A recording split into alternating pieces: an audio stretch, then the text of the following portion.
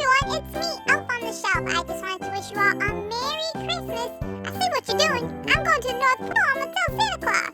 Anyways, if you want to know how to recreate me, keep on watching. So the first thing you're going to want to do is use a white eyeliner pencil to kind of trace out the eyes so you know how big you want to make them. I made mine pretty big. You can make them a little smaller if you want to, but I made them bigger so that I was able to hide my eye more easily. I made sure the pupil covered most of my eye because that black face paint is what's going to help your eye kind of disappear and like people won't really notice it. So then I went ahead and started painting the eye. Most of the face paints I'm using for this look, pretty much all of them except for one, is from my 12 Hydrocolor palette from Wolfe FX, and I got it from Malots.com.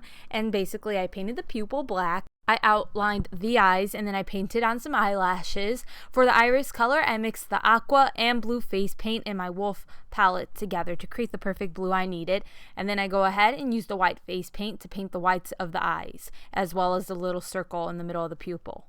Now I mixed a very little amount of orange face paint in with the brown face paint to create the hair color, and I painted on the eyebrows and then I painted on his hair.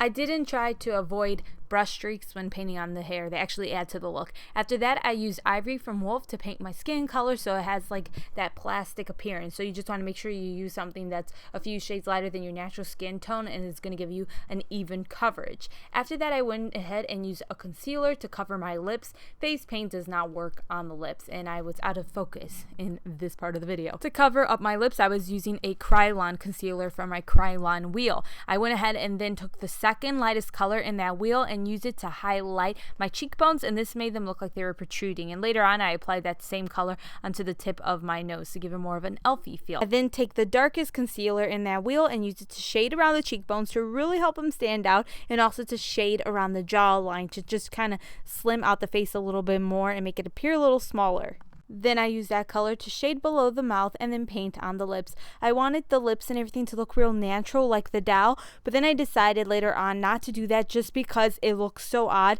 having such harsh black lines on the eye and then everything else was soft. It just didn't look right, and that's why I ended up making the Elf on the Shelf a little different than what it normally looks like. Now I go ahead and use an orange eyeshadow from my 120 eyeshadow palette from Cosmetics to apply the blush color, and I apply most of that shadow on the outside of the circle on my cheekbone, and then I just kind of fade it in the middle of it. And then I go ahead and use the orange face paint in my Wolfe palette to paint the bottom lip. He doesn't really have a top lip, so just like the bottom lip. To shade the lip, I use the brown face paint and just kind of mix it in with that. Then I highlighted and shaded my nose, and that was all I did at first, and then I was like, you know what, this look needs to be defined. So I used the black face paint to start defining things. So I outlined the hair, I outlined my mouth, I outlined the cheekbones and the nose, and then I took some black eyeshadow and used that to shade. So I shaded everywhere pretty much around the cheekbones again, right below the eye. I shaded the mouth and the lip.